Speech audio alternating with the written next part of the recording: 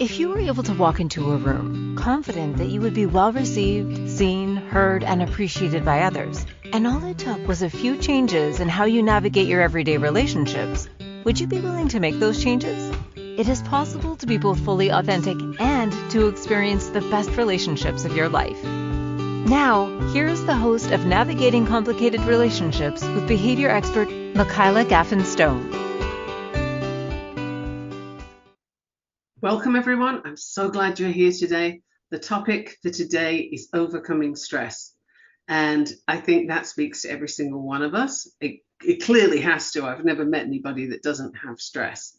So I'm Michaela Gaffen Stone. I'm a board certified behavior analyst. I'm also a nutrition coach, and I have a whole bunch of other certifications as well. If ever you're interested, I'll try and list them all, but you got to ask for that one because that's going to be a long list. In fact, my kids suggested that I make a bedspread made out of all the certificates that I have, get a photo of that and have a bedspread made. I might do that one day just for fun. So, stress. Stress is the fuel that gets you doing things. It's the fuel of life. But we spend a lot of time in de-stress.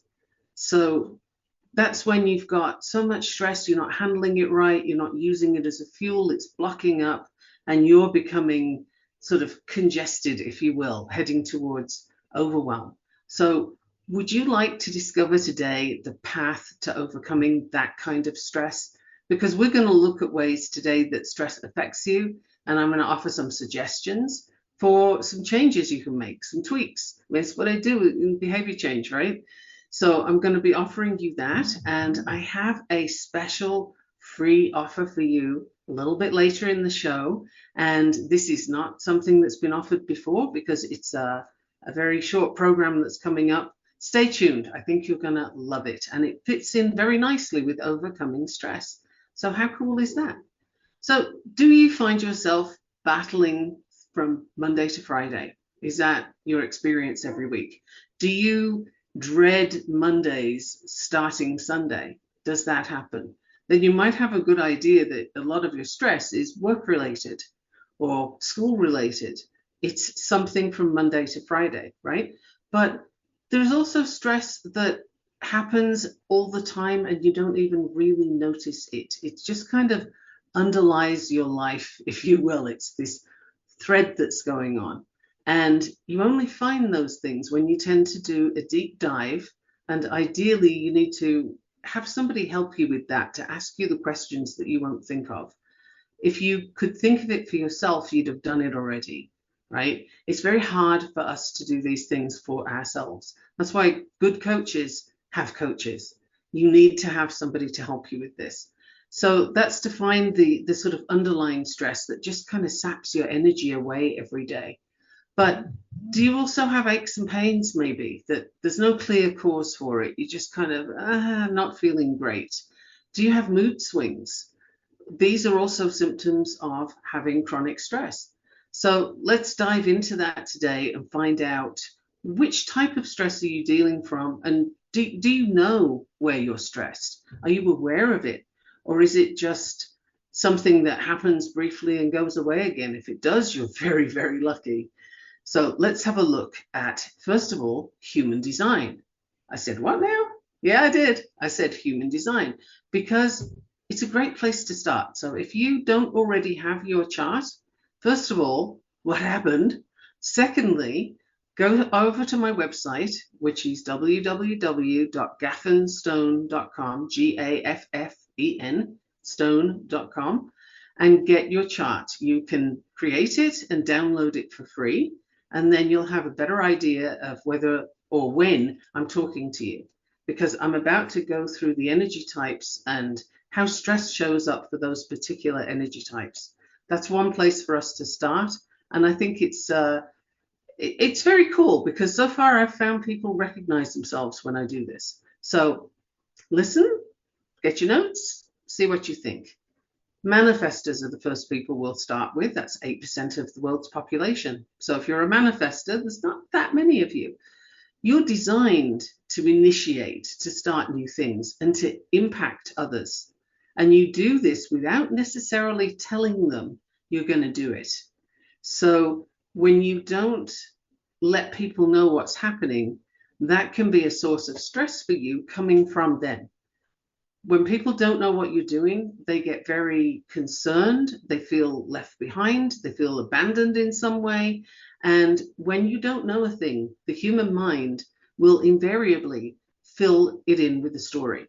Something will be put in there because we can't handle voids, right? There's no gap. So we're always going to put a story in there, and the human mind will automatically go to something negative. So if you are prepared to put up with that, okay, but it is a source of stress for you because people will come after you wanting to know what you're doing. Another source of stress for the manifester is that they will feel controlled or restricted from acting as autonomously as they want to. You want to be independent, you want to do your own thing, you want to be running off into the sunset with nobody to bother you, but human society doesn't work that way. So that can be very stressful for you, the manifester. And a lot will depend on how you grew up, how your parents were with you, as to how keenly you feel that lack of independence. So a lack of recognition for that need of freedom can also be very stressful for you. So you have a lot of pressure to conform to society, their expectations, or the general expectations, or to follow traditional structures. That doesn't fit in with your design though, Mr. or Mrs. Manifester. That's not your style, right? You need to innovate. So surround yourself with people who will allow for this, will encourage this, can help you with it. You need people around you that can work with you as a team. You're the visionary. Where are your managers? That's the question for a manifester. And that's where lots of stress can come in, is if you're trying to be a manager when actually you're a visionary, you're in the wrong place. So that's human design for manifestors. Now, generators. Well, generators, you're here to respond to life. You're here to respond to opportunities, to find out what lights you up, and to get in there, to really do the things that you love. That truly is 70% of the world's population needs to be doing this.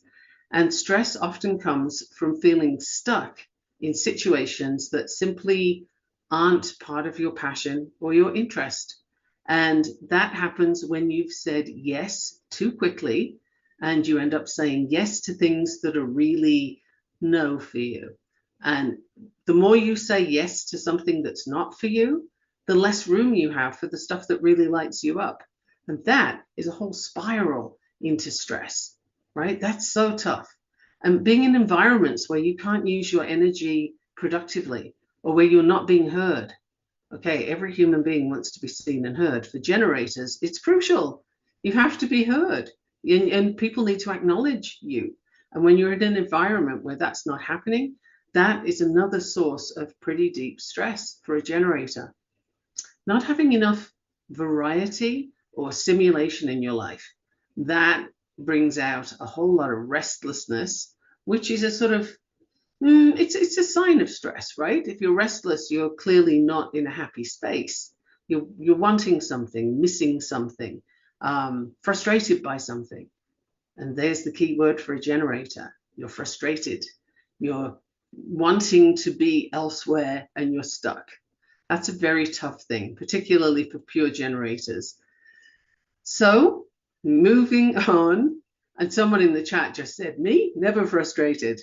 And I happen to know that person is a generator, and I happen to know that's not true. So manifesting generators, this is a hybrid between manifester and pure generators. And they have the traits of both manifestors and generators, oddly enough.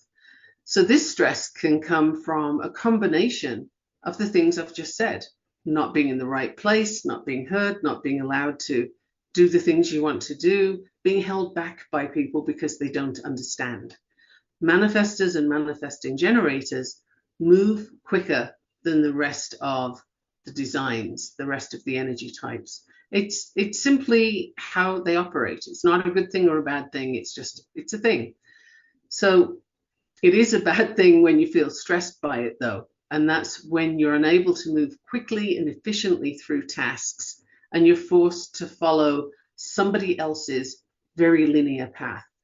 So manifestors, for example, you could start a 4-year degree and after 6 months say, you know what, I'm done, I'm good. I know everything I need to know from this. Let me move on to something else. And everybody else is having a conniption because you need to do 4 years, not 6 months. But for you, the manifester, you've already moved on. You've got everything you need. That can be stressful because people will pull you back to conform, and you're not here to conform. Manifesting generators are here to stir stuff up and to make things happen. They're not here to conform the way people would like them to. So that can be very stressful when people try and confine you to a role, one role. Manifestors and manifesting generators jump from thing to thing. They don't stay in one place. And that would be really difficult to do and very stressful, funnily enough. It's not very productive either. So autonomy is necessary for the manifesting generator as well. Moving on to the next energy type, we have projectors. Now, there are different types of projectors, but I'm just going to go with an overall one here. Otherwise, I'll be in human design all day, and we're not doing that today. So projectors are here to guide and direct the energy from others. This is where you can oversee systems and you can see how things need to change, where things would improve, and you have that ability. The stress comes when that ability is not recognized and or undervalued, and you can't really use your unique insight then. It doesn't go well. A projector who's trying to help, who will bring their knowledge forward, is going to be perceived as bossy, interfering, micromanaging, all kinds of things, because they haven't been recognized and invited. And it's really key that that happens. So being in an environment where you will be recognized and appreciated is actually important. It's not a vanity, it's necessary. You can be overshadowed by louder voices as a projector, and that is also, of course, very stressful. You end up overwhelmed trying to keep up with the energy of the generators around you, which is 70%, right? Or feeling pressured to work long hours when that's not how it works for you as a projector. All these things are causes for stress. And then finally, I think I have enough time before the break to go into reflectors. Rare and unique, although I have worked with 5 so far, I'm delighted to say.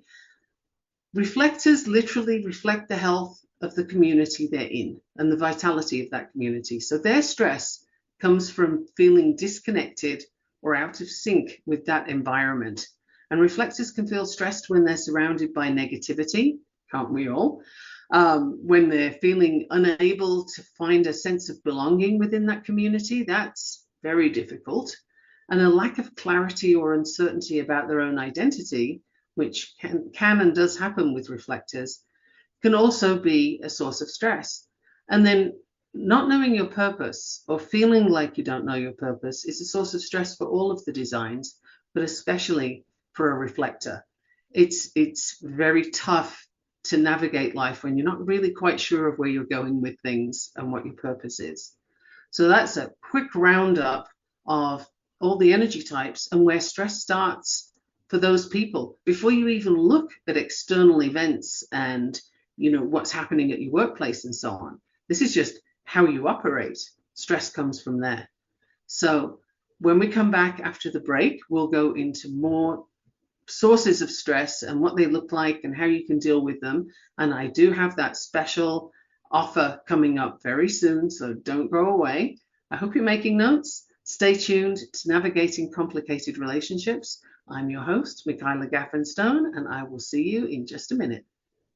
What if your relationships could be a source of delight instead of a source of struggle? In a world where human interactions are anything but straightforward, tuning in to Navigating Complicated Relationships with behavior expert Michaela Gaffen will offer you insights, tools, and a whole new level of understanding for you to use right now. Listen for Navigating Complicated Relationships with Michaela Gaffen, Wednesdays at 12 p.m. Eastern, 11 a.m. Central, 10 a.m. Mountain, 9 a.m. Pacific on InspiredChoicesNetwork.com.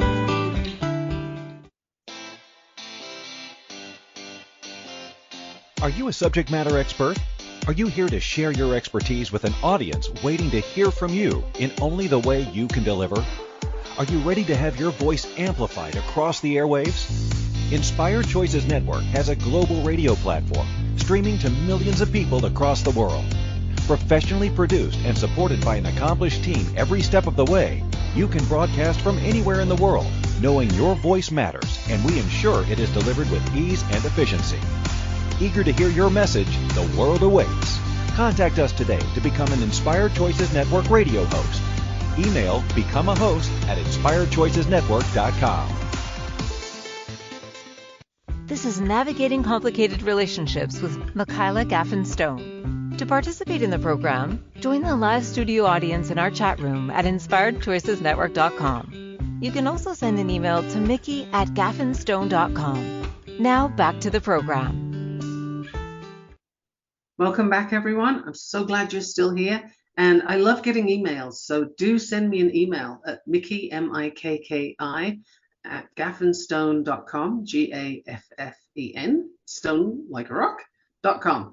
Do email me. Let me know what you think of the show. Ask me any questions that you have. Give me any comments that you have. And if there's subjects you'd like covered in the weeks coming up, then let me know that too. I will respond. So let's do that thing. Now, stress comes in different forms, obviously, and some of it is chronic. Some of, it's there all the time, like a job that you can't stand. In fact, during the break, someone put in the chat that their son's a projector, and I nailed it with exactly why he just left a new job. And it is that serious when things are against your design. You're kind of trying to push a door open that needs to be pulled. It just isn't going to work. And sometimes you have to get out of there. Sometimes you can do the job a little differently. Depends on the stress levels, quite often, right? So there's one client there's one client who is doing a program with me right now on learning about emotional eating and how things are sort of set up for her. Like, she didn't know that she had emotional eating when we started this program. It was all about nutrition. And she's a doctor and she works nights. So this doctor typically sort of gets access to food in the staff cafeteria, but isn't very keen on what's there quite often. And then she had a realization when she started taking her food in with her to work that she'd got this stress about the food that she would have access to and whether it would be gone by the time she could get there. And whether the good stuff would be gone, whether there was, she just stressed over whether she was going to get food or not. Now, the interesting thing is, this is someone who can fast without any problems. She can do a fast. So what's the issue with the food not being there? Well, I'm not going to go into the whole subject because it's her story, but suffice it to say for now that she discovered a significant emotional connection to going without food. And that was enlightening to her. She had no idea that this was operating all the time for her. She just decided when to eat from that space. That was an incredible understanding and a place where behavior change can come in. You can start doing different things and relieve that particular stress. So that was a chronic stress that we uncovered. And it can take years to find those things, or it can take a few moments. It depends on who you're talking to, right? So let's identify some of those stress triggers. Is it your home environment? Is somebody in your home being disruptive or difficult to live with? Is it your work environment? Is it things on the world stage? Any of those things can cause huge stress, and it's ongoing. If it's things that are happening out in the world, can you protect yourself from that in some way? Like, full disclosure here, I haven't watched the news since 2016 and have no intention of doing so because it's such a negative source of misinformation. And I don't care which channel you watch, they're all doing it. This is media and manipulating people in an unscrupulous way and causing all kinds of problems where they could be a source for good and they're not. So they're a source of stress for me. I don't watch them. I've taken that out of my environment, if you will. And boy, I'm a lot better off for it. So is that something you need to do? Are you hooked into the news? Are you watching every dire story that they can give you? Because I can tell you from having experienced a situation where news cameras were there, I was in the situation, and then I saw it later on television, and what they showed was not an accurate representation. They made the situation look much bigger than it was. I was there and I saw that, and I don't think it's an isolated incident. So maybe you want to rethink that, for example. But from work deadlines to family conflicts, there are stressors all over the place. So how do you know how your level of stress is doing? Well, there's a lot of physical symptoms that can come up, for example, because stress releases cortisol. And if you have that chronically, then you're probably one of the people who say, you know, I have this weight around the middle and I cannot get rid of it. It doesn't matter what I do. I've tried all these things. Well, the secret thing that you haven't tried is fixing the stress factor, because cortisol tells the body, hang on to that, we might need it. There's a problem coming. There's a saber-toothed tiger or something we might have to heal. You know, that body message is don't release any fat. So if you're chronically stressed, that's likely to be something that you find. There's also adrenaline. Now, adrenaline, that's going to mess with your sleep. Cortisol is going to mess with your sleep. Have you experienced messed up sleep? Are you chronically insomniac? Well, yeah, stress is likely to be a cause of that. So it's something that you're going to want to find. Where are your biggest sources of stress? Where are your continuous sources of stress? And how are you going to start to dissolve those? It is possible, but it takes a bit of work. So let's look at some more physical symptoms first. Muscle tension. Do you know anybody with their shoulders up to their ears who's like literally walking around like that? Because I see that sometimes. And you can't breathe properly from that space. So if you're somebody whose muscles are very tense, you find your fists are clutched and you don't really mean to, then breathing is really helpful for this. And yes, I know we all breathe, but 5 to a count of 5 in, hold for 5, out for 5, pause, do it again, and do that 5 times. That's the kind of breathing I'm talking about. Because when you're tense and you're breathing in a shallow, rapid way, then your body gets the signal, we're ready to run, like this is bad, we got a big problem here, this is not good. So your cortisol's there, you're giving off the whole idea of being prey to your body, right? Something's about to eat me. And that's just going to keep you in a state of heightened stress, where the breathing can put you into more of a predator breath, if you like, but certainly you're in the space of nothing's chasing me, nothing's going to eat me, everything's good, and your body calms down. The cortisol calms down, and you can operate from a much better space. Digestive issues are next. Stress affects the digestive system. Sure, it does. You can have stomach aches, cramps, diarrhea, or go the other way and have constipation. If you have something like irritable bowel syndrome, stress makes it much worse. And I'm pretty sure if you have IBS, you already know that. I'm not telling you a new thing, but you might not have thought about it too much because, you know, we tend to get medications first and then looking at lifestyle later, if ever. So I invite you to consider your stress at this point. Changes in appetite can happen too. Some people will undereat. You know, my mom used to stop eating if she was stressed, and, you know, nothing would make her eat until she got rid of whatever was stressing her.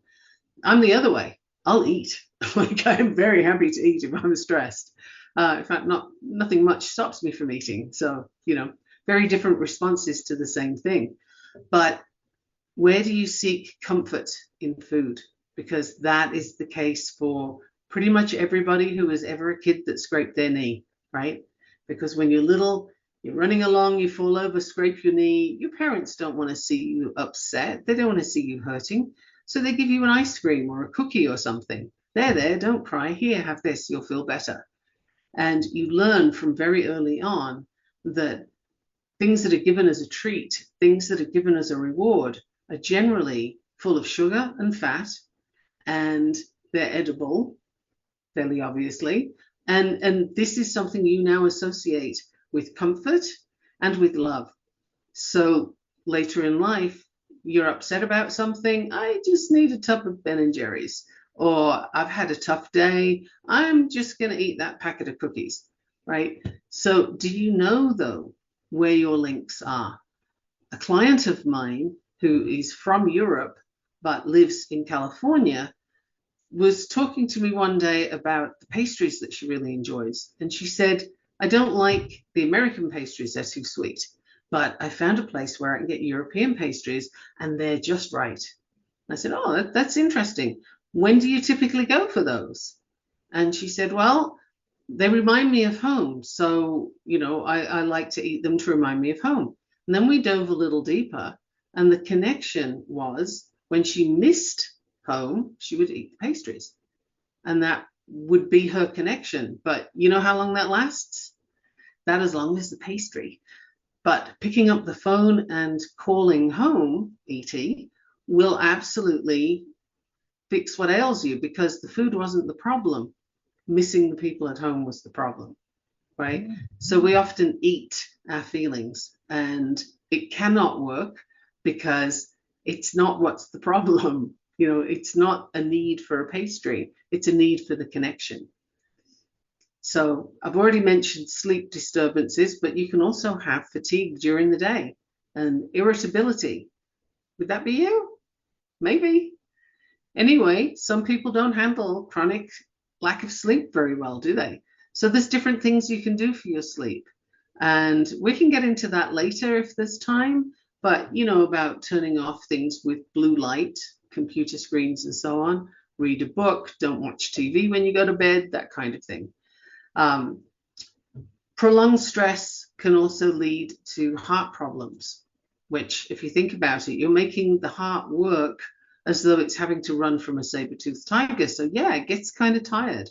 It gets worn out. And that is an issue. Your blood pressure can be triggered by stress. It's the body's fight or flight response. So all of those things lead to a less healthy you, a less energetic you, and someone who's less able to cope with stress. Funnily enough, it becomes a circle. If you're stressed out and you're not handling any of these, not looking at how to offload them, then, and I don't mean from a place of, yeah, well, that's easy for you to say, but I can't do anything. If you start off with, I can't do anything, then you're right, you're stuck. There's nothing you can do because you don't think there is. But if you're open to finding ways to offload that stress and curious about what it would be like not to feel that way, then yes, that's something you can work on. And of course, I'm going to suggest that you have a coach like me to work with you, because I can help you with this. This is my jam, right? So think about the options and how you would like to offload the stress that you can. Some stress is necessary for life. Distress is not. It tends to shorten it. So we're going to go to a break very shortly. And when we come back, I'm going to let you know about that special offer that I keep mentioning. It's free, so don't worry about cost. And it'll take a chunk of time on 2 days for you to get some incredible value from a really powerful individual. I will tell you about this after the break. So make your notes. Find me on Facebook, LinkedIn, Instagram. Just look up Michaela Gaffen Stone, and there I am. You can get your chart on my website if you haven't already, and Tut and Tisk if you haven't. But the website is gaffenstone.com. And I will see you very shortly after the break. Don't go away. What if your relationships could be a source of delight instead of a source of struggle? In a world where human interactions are anything but straightforward, tuning in to Navigating Complicated Relationships with behavior expert Michaela Gaffen Stone will offer you insights, tools, and a whole new level of understanding for you to use right now. Listen for Navigating Complicated Relationships with Michaela Gaffen Stone, Wednesdays at 12 p.m. Eastern, 11 a.m. Central, 10 a.m. Mountain, 9 a.m. Pacific on InspiredChoicesNetwork.com.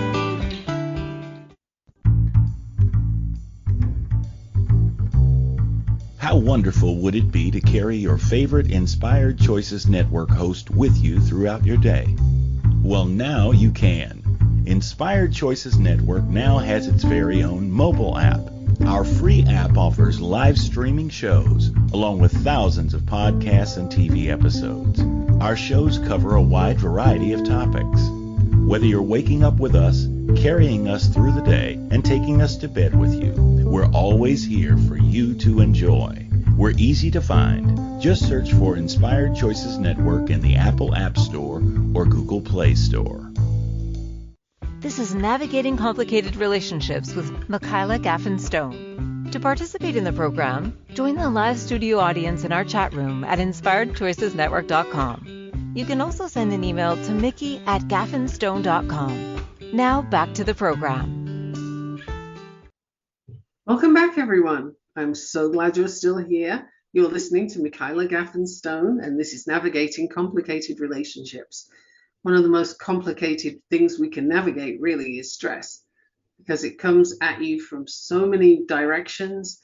It's constant and it's varied and it takes different shapes each day. There's so many different stresses. And did you know that a lot of your stress comes from how you perceive it? Now I'm sure some people got outraged by that just then, but think about it. An event is only an event until you make it mean something, until you give it a significance in your life. And that's up to you to a large extent on whether that significance is full on, just all out stress, or if it's a little bit stressful, but there's a way to work with this, or it's a disaster, or it's great. Like, who knows? Only you do.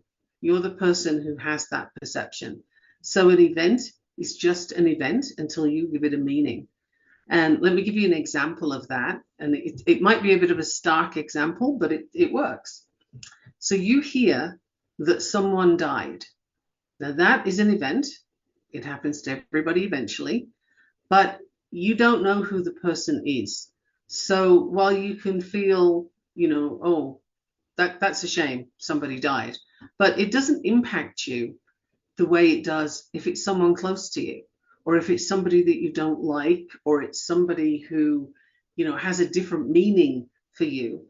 Each type of meaning will carry a different significance with it. And your perception of that event is based on your meaning, right? So taking that into daily events, life events, stress a lot of times will come from the meaning you give it. How hopeless are you? Do you have a negative mindset about this? Is it all terrible and it's never going to get better? Is it always you that has the problem? That is called a negative mindset. And one of the things that is useful to know is your brain has something called a reticular activating system. Don't worry about the title. I kind of like saying it though. Reticular activating system. And what this does is it filters the environment, the information from the environment, and it gives you what you focus on, because you cannot receive all the information that's in the environment. It's too much. The brain can't manage all of that. So it selects the things you focus on, which is why if you've bought a red car, when you go out in your red car, suddenly the world and his dog is driving a red car, right? They're everywhere. They're parked everywhere. You're tripping over them pretty much, because your brain has said, oh, hey, you like red cars. Here you go. And it gives you more. So if you're focusing on things with a negative outlook, this is terrible, all the bad things happen to me, nothing's good, etc., etc., the reticular activating system does not judge this. It doesn't weigh it up and make a decision. It's a simple response of, okay, here you go, and it gives you more to focus on that's negative. The other thing that part of the brain does is it triggers behaviors that you already have in your repertoire. It's nothing new, but it'll trigger the behavior that gets you more of what you're focusing on. So if you're worried about self-sabotage and nothing ever works out for you, you never get to finish things, and that's the way life is, then you will start taking the behaviors, or continue to take the behaviors that cause that. You will do the things to make that happen. And that's exactly how your focus works. You've heard of law of the attraction. Well, this is a way to explain it to you from your brain's perspective, right? This is how your brain is helping you to navigate. And a lot of your behaviors are automatic. It's in the subconscious. If you had to make a decision, like I move my hands when I talk, if I had to make a decision every time I wanted to move a hand, I wouldn't be able to do other things. You have to be able to run a whole lot of programs on automatic, and your subconscious, including your reticular activating system, are going to kick in and say, don't worry, we've got you. We'll keep getting you the results you've always had. We'll keep doing the same things. This is fine. We'll do that. And that's what happens. So what am I going to suggest? Cultivating a positive mindset. Focus on finding optimism, creating optimism, and gratitude. And by gratitude, I mean, what are you delighted with when you wake up in the morning? Demo Casanova, who is a Grammy award-winning producer, I was listening to him give a talk once, and he said, every morning I start with gratitude. I look up at the ceiling and I say, well, it ain't dirt. That's his idea of optimism. Well, that's cool. He's not wrong. It's good, right? You're alive. So what would that look like for you? Can you find 5 things around you right now that you're really thrilled are in your life, or that you have access to, or that you're able to do? Do you appreciate your mobility if you have full mobility? Do you appreciate your ability to do things that other people maybe can't? What is it for you? Start thinking about that. Make yourself a nice long list. You can never have that list too long. And then reframe negative thoughts into positive ones. Like, instead of this always happens to me, it could be, I'm really curious. I see this a lot. I wonder what can I learn from this? What is the good stuff in here? Because, life is not smooth for any of us. Those smooth bits that you might get from time to time, it's a coffee break. It's not life. Life happens where all the chopping and changing is. That's where you learn things, right? So I can tell you a whole lot of this, but if you don't experience it, it might not mean anything to you. It's the learning, it's the choppiness that does it for you. So can you find silver linings? I don't really mean to be a Pollyanna, but, can you find what the good thing is about that? Because events are seldom all negative. I can't think of something that I can find where there's nothing positive there. And if you are really stuck with your negative mindset, I'm going to say find some Mr. Rogers' Neighborhood and watch a few episodes of that, because that man embodied finding the positive in everything. He really, really, truly did. So I did mention that I have this offer for you that I want to extend to you. I have a mentor by the name of Niurka, Niurka, Niurka. And she's an incredible human being. She was working with Tony Robbins when she was just 19, took on Wall Street, all kinds of things. And this woman is motivating to the nth degree. I love to spend time in her environment, and I find she's very uplifting.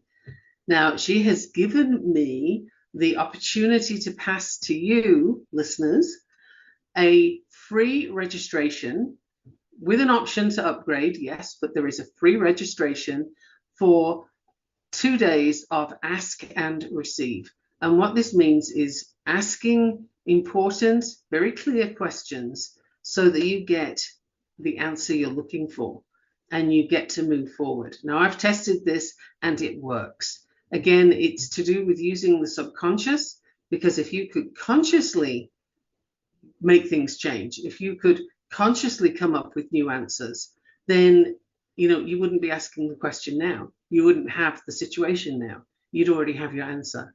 So the answer needs to come from the subconscious. And Niurka is a master at tapping into that and showing you how to do it. So if you're interested in Ask and Receive, then just send me a quick message on Facebook, Ask and Receive, and I will send you the link so that you can have free access to that. If you choose to upgrade, which means you have longer sessions and you get to keep the recordings, it's $97. But if you've not experienced Nyoka yet, I heartily recommend that you try this. And I'll see you there because I'm going to be there. So that's the freebie for you. And once again, I'll spell her name, Niurka, Nyoka, and contact me on Facebook. Just send me a comment saying that you want to ask and receive, or message me, and you can have that. Okay? So yay! It's a really cool gift, I assure you. I'm psyched to be able to offer this to you. So let's get back to other things you can do with stress, how you can manage it. Well, managing your expectations is a really good way to reduce a whole lot of stress. If you are someone who puts your expectations onto other people, like you want them to do a certain thing by a certain time in a certain way, you're looking for perfection, and it often is a perfectionist that will do this. They do it to themselves, but they also do it to other people. Well, you kind of lost it when you went to the other people, because you cannot control what somebody else does. You may have the best answer in the world to their problem, but you cannot make them use it. And you cannot make them do things the way you want them done. It's simply not possible. And it's very, very stressful for you and for them. So realizing that that is simply a role you need to give a seat to somewhere else, tell it to sit down and not bother you, because you cannot organize somebody else to that degree. You cannot make them do things. And the same thing goes if you're somebody who gives advice. You may have superb advice, and I wouldn't question it for a moment. However, if you give the advice and expect people to take it, you are going to be seriously stressed out. Like, that is not the way to go. Advice is like a gift. Once you've given it, it's not yours anymore. Let it go. I was singing in my head earlier on, let it go, let it go. Anyway, I won't inflict that on you now. But where can you let go of expectations? And where are you being really harsh on yourself? Do you demand that you're perfect all the time? I know a few people that do that, and it's very stressful. And it's stressful for the people around them to see that happening and not be able to help. So some of this stress that we get stuck in is kind of self-created. It doesn't have to be that way. You can choose to do something about it. And one step would be coming to listen to Nyoka and do some work with her in the workshop. Another one is contacting me, and we can have a little conversation, if you like, about what kind of things would you like to work on? And let's see if I can point you in a direction that would help you. Or maybe I'm the direction that would help you. I don't know unless we talk, right? This is not a pressure thing. This is just, how can we relieve your stress? How can we make it so that you can function at a more optimal level every day, rather than fighting through the stress just to get things done? That is such a tough way to start your day.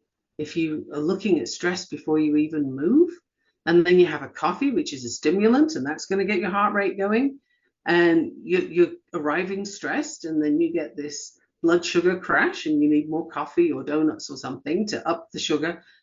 Your body is in a state of stress from the coffee and the sugar too. So there's so many things that once you start unraveling some pieces of stress, other ones are much easier to find and to let go of.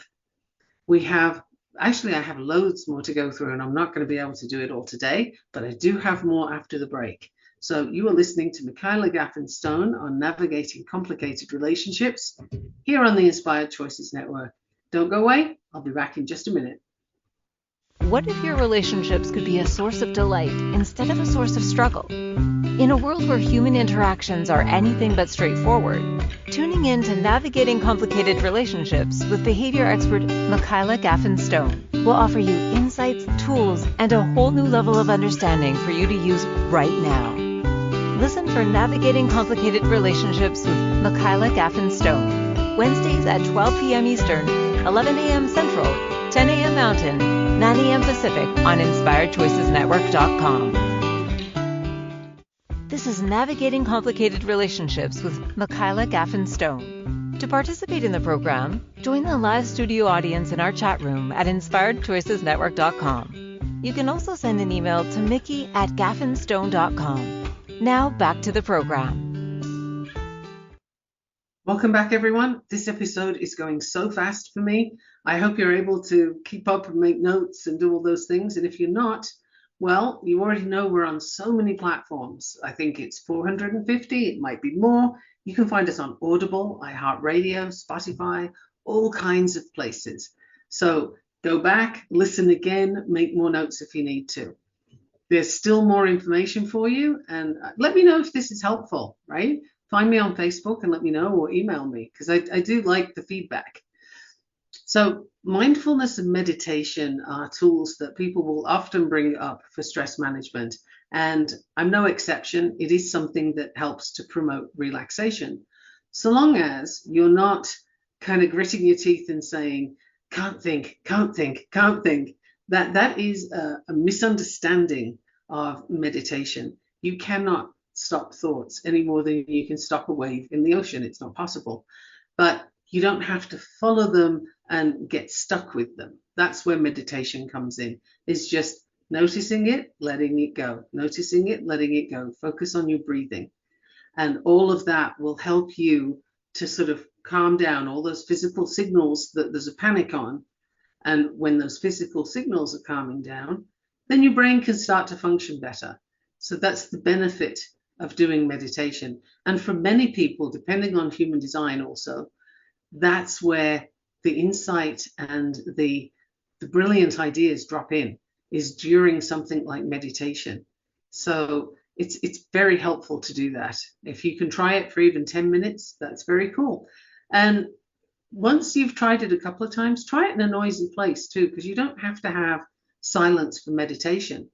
You just need to be able to control you in you could be in Starbucks if you like, it doesn't matter. But can you control your breathing? Can you focus on that breath? Can you let those thoughts go? That's something for you to work with without stress, right? Don't stress over it. That would be ironic in the extreme. Another thing that can help is exercise. Exercise is going to use up some of that cortisol, and it's going to give you more clarity of thought. And there's a lot of science to back that up. So different types of workouts are great. Depending on your level of fitness now and your interest, Pilates is a wonderful place to start because it focuses on core strength and on flexibility of movement. Yoga is great for flexibility, to a degree also strength. I prefer Pilates for that myself, but that's your choice. Or you could go running if that works for you. I'm not a runner, so I often joke if a bear around here gets hungry, it's got lunch, because I ain't running.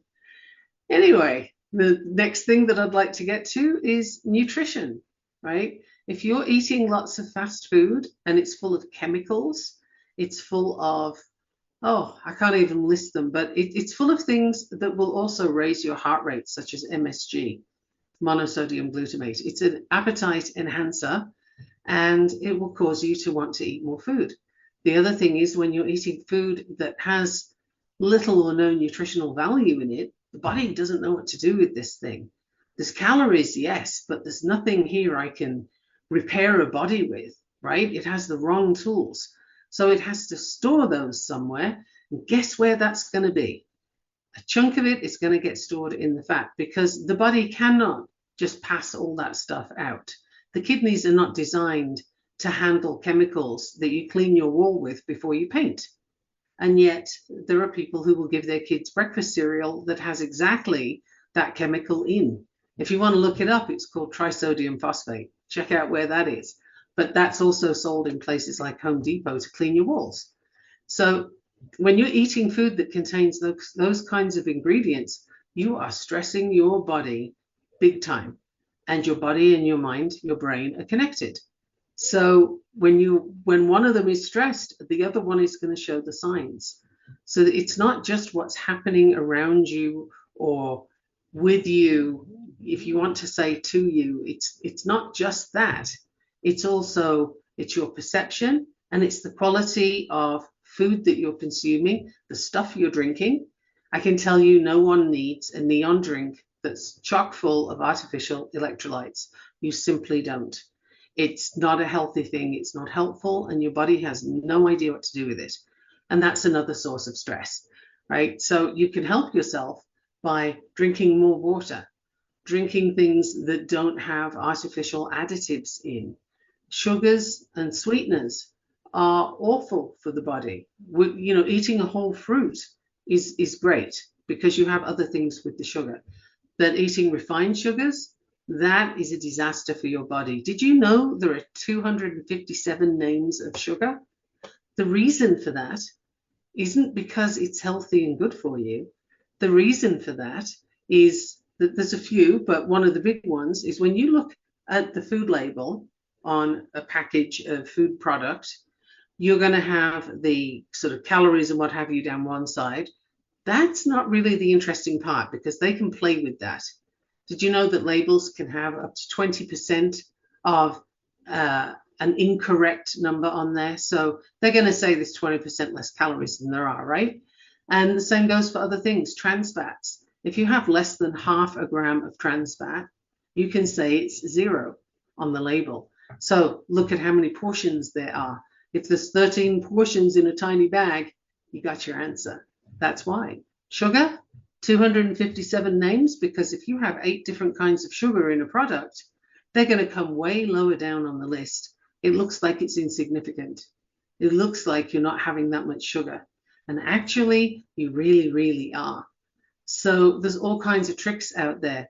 Your best bet to reduce stress from food is to find your way to eating whole food that actually resembles what it was. A carrot is a carrot.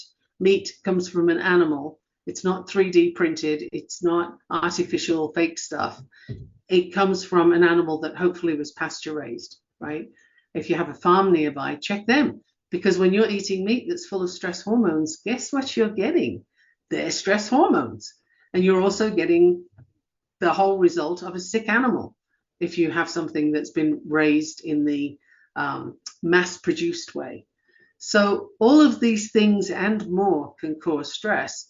I invite you to have a look at where can you make some changes? Where would you like to make some changes to reduce that stress? Can you offload some things that are on your to-do list? Can you just cross them off and say, never mind, I'm just not interested? Can you pick just between 1 and 3 things per day to focus on and not more? And give yourself big kudos when you get them. Your brain wants that dopamine hit of, yes, I did it. It doesn't need the stress of cortisol and adrenaline. So I hope I've given you some ideas for today.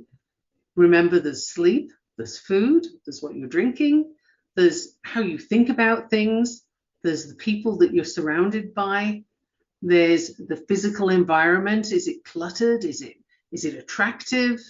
Is it stressful because you have an inbox that's 3 feet high? Do people have those now? I guess it would be the inbox in your email list, right? What's your number for that? I happen to know somebody who's very keen on getting rid of all the emails as soon as possible. And then I know others, I might be one of them, who has a lot of emails in there. So is that a source of stress for you, or does it not bother you? Evaluate. Look at all the different areas of your life and see what's the easiest thing you can offload. I invite you to go do that as soon as possible. Meanwhile, email me, find me on Facebook, LinkedIn, or Instagram, and I am very responsive. I'm happy to come talk to you. Let me know what worked, what was interesting, what was new, and what you'd like to try. Meantime, I will see you next week. Thank you so much for listening. Thank you for listening to the Navigating Complicated Relationships Show.